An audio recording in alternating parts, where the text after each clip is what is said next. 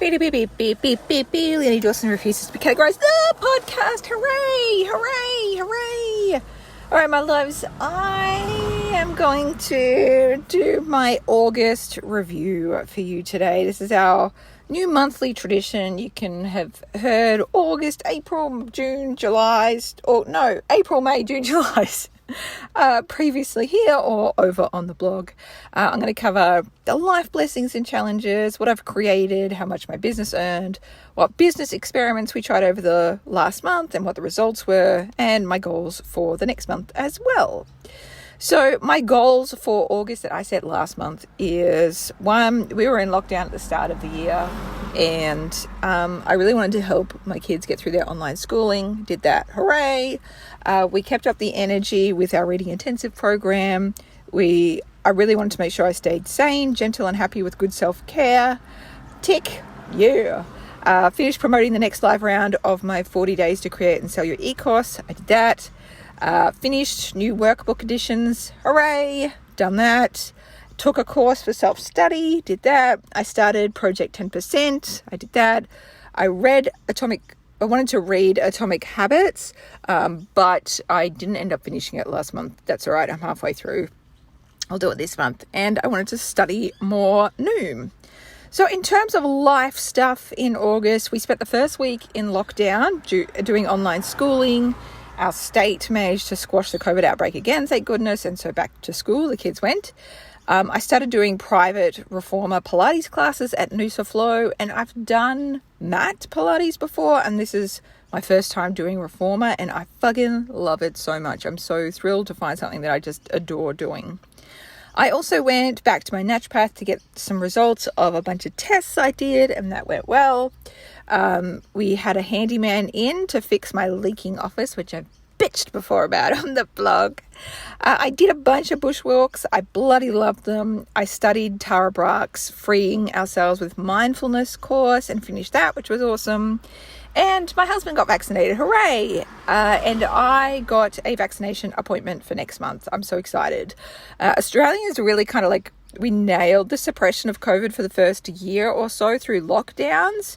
But what we did not know was ensuring vaccination supplies really quickly. So we're much later to that game than other countries. But as my husband says, it's kind of best that other countries got them first. They really needed them that much more because we'd suppressed through lockdowns. Anyway, I'm grateful that we can finally get vaccinated. Hooray! One big operation that I had to do over the last month, not physical operation, but I had to Operation De-Blah because I felt really uninspired over the last month, and it's always been a surprise for me when I'm motivated, when I'm not motivated, because I'm usually so full of excitement and drive and all that kind of stuff. So I did a few things to de-blah myself. I took myself for an afternoon of art galleries. I did a photo walk. I shared that on the blog. I finished a couple of work projects that felt like they were hanging over my head. I reduced my work hours. I started a new 21-day challenge of no spending, and I created a new mini workshop about money and finances because I just love making new stuff. And you can find that one at leoniedawson.com/cash. I think I probably will still need to monitor my excitement levels over the next wee while. I need to just prioritize novelty. I need to hang out with mates, take solo artist dates, do more DIY projects, and just make more room for play, really. So what I read this month, I read a stack of books. My favorite 7 books, is Playing with Fire, which FIRE is Financial Independence Retire Early, Primary School Confidential by Mrs. Woog. I read a book called From Marathon to Ultra by one of my 40 Days to a Finished Book e-course members, Jonathan Cairns. And I bought it just to support him, and also a bit of a joke because, as if I really need to learn how to go from being just a marathon runner, because that's what it's like, to an actual ultra marathon runner. I am just not the target market for the book. Anyway, I read the introduction, just to be supportive. I got hooked. I read it in one night. It was actually really interesting, even for somebody who fucking hates running like me. I also really enjoyed a graphic novel called Annie Sullivan and the Trials of Helen Keller. My only beef with this book is I wish it had gone for much longer and covered her entire life. It did kind of end oddly, but the rest of the book, and in terms of how it illustrates potentially the experience of somebody who is deaf and blind, and how that world may open up to them through sign language was just exquisite. I also really loved the visual journal called China Days. I loved a graphic memoir by Andy Warner called Spring Rain. And if you're looking for some hot Victorian era gay erotica, who boy do I have you covered. The books by Cat Sebastian are pretty amazing, especially The Soldier's Scoundrel. You're welcome, my friends. In terms of business, we had a really busy month on a few fronts in the business. We did a couple of things this month. We launched a new live round of 40 days to create and sell your e-course. We were planning on leaving it at just that, but I got freaking bored. So that's why I launched a new mini workshop about my money and finances. Probably wasn't the smartest idea to do a launch inside of another launch, but it was worth it to defunk myself. It was a great experiment. And I'll give more details about exactly how much both of them earned in the money section. Also, during the month of August, one of my part-time assistants needed to take personal leave. So my other part-time assistant, Z, had to manage the customer service emails. So I kind of decided it was like a great opportunity to treat myself like an inbox consultant. I would go into our customer service inbox a few times a week to see if I could find ways to reduce the amount of emails we're getting and how long it took to answer them. And it ended up being a really fun and successful project. And I documented the results in a blog post called How We Halved Our Inbox Time. And I also have the companion podcast episode to that. So if you're interested in halving your inbox time, that's probably really useful for you. Also, I just want to say sorry about all the car noises and stuff. I'm sitting in the car recording this after a Pilates session, and that's when this is going to happen. This is real life. I am not in a recording studio. Okay, on an organizational front as well, I tried out a new system. I tried out the Getting Things Done inbox system. I've talked about this on the blog quite a bit and gave quite thorough detail of how I did it. I fucking loved it, and I've been doing it religiously every week since, and I feel so much more organized. I didn't really continue live blogging my weekly reviews after the first couple of weeks, but it definitely took way less time for me to do them. It takes me only an hour or so, as it should now. And I have gotten so many weird, odd tasks done that I've been putting off for years. Plus, as part of that weekly review process, I've been setting priorities for the next week for my assistant, and it's been really helpful for both of us.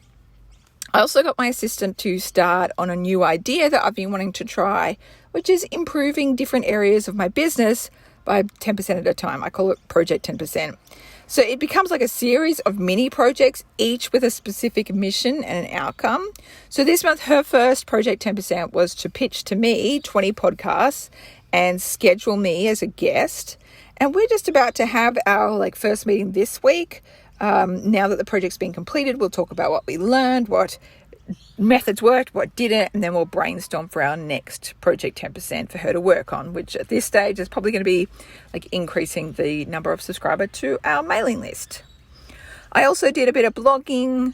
You can find those all over on the blog at leoniedawson.com/August 2021. So let's talk about money. Now, before we begin talking about money, though, because this is such it's a real triggery kind of topic, I think. I really want to acknowledge that you might get your buttons pressed when I share about my income. And I share my income details because kind of few women and non-binary people do. And I really just want to give you an example of someone doing it. I think it's really important for our financial literacy to talk about money. It's how we learn. And straight white dudes talk about money all the time without shame. And I wanted to do the same for us as well, to empower us. And research really shows that women and non-binary folks, we are much better money custodians because we spend our cash on our families, our communities, and to charities as well on a much bigger scale than the straight white dudes. I also really want to acknowledge as well the numerous unearned privileges that I have and I benefit from. I am white. I pass as being size het. My disabilities are not visible, and I live in a developed country.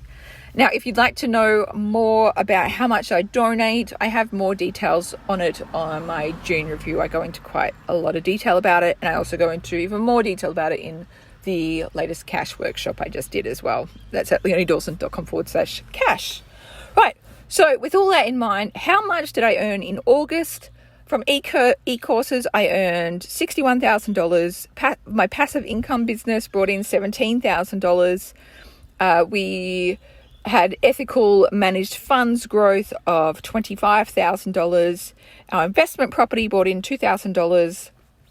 We also got $30,000 from an export market development grant, and that's for like the bulk for the last financial year. It's something that the Australian government does for people who are exporters, because I sell mostly to overseas markets. I qualify for that, and they pay for 50% of your international advertising costs. And it's a really useful program. I heard about it through one of my other online friends. And of course, the Australian government really wants to promote that because it helps like the Australian market to expand. Anyway, we also brought in affiliate commissions of about $1,000. I should say with the Export Market Development Grant, I probably won't apply for it going forward because I'm not doing Facebook advertising or anything like that anymore. If I did go down that path, then like that grant is a really useful ways of like helping to offset the cost of like any program managers that you hire for it and campaign managers and all that kind of stuff. Anyway, so the total all up, $136,000, and I've also given a graph over on the blog of exactly where all that money has come from in terms of the e-courses. So in terms of e-courses, the most we sold was for 40 days to create and sell your e-course. Marketing without social media workshop did really well as well. And the rest was a blend of all different kinds of things. So money lessons that I learned this month, to be honest, I really wasn't happy with how I did with the launch of 40 Days to Create and Sell Your E-Course this month.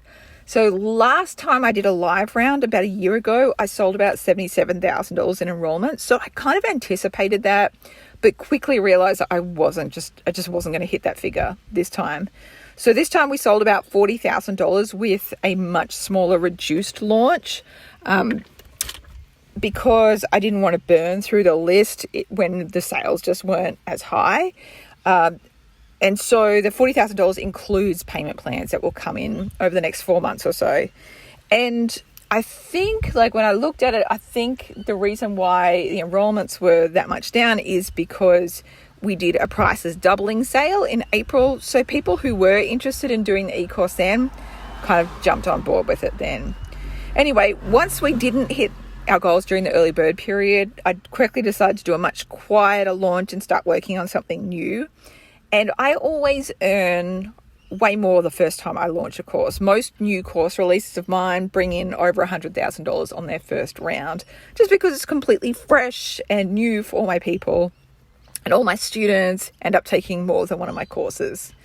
Anyways, so between the e-course launch not being as robust I wanted, and me being fucking bored, I decided to launch a mini course at the same time. And so I made my new cash workshop, which is called Behind the Scenes of a Multi-Millionaire's Finances in 2021. I decided to give it away as a bonus to all of my money manifesting and multiple streams of income students. I sold it for $5 as an early bird discount, and then I've kept selling it for $7 after that. Now, I have never tried to sell a program for such a tiny price before, so it was totally just a gorgeous experiment. I sent 2 sales emails about it, and I sold 683. So that was a total of about $4,787. My intention with creating like such a tiny price course was to like entice people who hadn't bought from me before to buy, get a really huge amount of value from it, useful information, and maybe consider buying one of my larger programs. And after I'd made it, I realized that there were 2 courses that would be useful for people finishing that workshop. And that would be the money course, because it goes much more into money and building like passive streams of income and new streams of income and saving, investing, all that stuff. And also my e-course course, because I have brought in, like, made so much wealth through e-courses. So I thought it would be fun to experiment with giving people $50 off vouchers if they wanted to sign up for either or both of those courses. And it kind of ends up being like a fucking cool deal, right? It's like you buy a course for $7 and you get up to $100 off other courses. Again, I haven't really tried anything like this, so it's all just been a big experiment. So far, we've had 20 people use the coupon to buy another course for $149. So all up, that's another $3,000 or so in sales from the mini course. And all together, that's about $8,000 in sales from doing the mini course. So next up, I'll probably try using the mini course as a Tripwire product and test that out and tell you all the details about that, of course. Now, in terms of like $8,000, it's not a huge amount in sales for my business, like a business that's my size, but it was worth testing it out. And I'll likely just continue doing courses around the $100, $200 price point. I've got a bunch of topics that I'll keep getting asked about and I need to do a training for. So I still like doing these kinds of experiments and trying new things out. Anyway, I need to head off and pick up my kids, but my goals for September, I want to release a brand new workshop. We're doing Project 10%, which is about increasing our email opt-ins. I want to test using that product as a Tripwire product. I want to do weekly blog posts, just make sure that I'm really good in my rhythm of creating there. I really want to enjoy school holidays and our mini trip away, and I want to stay creatively inspired.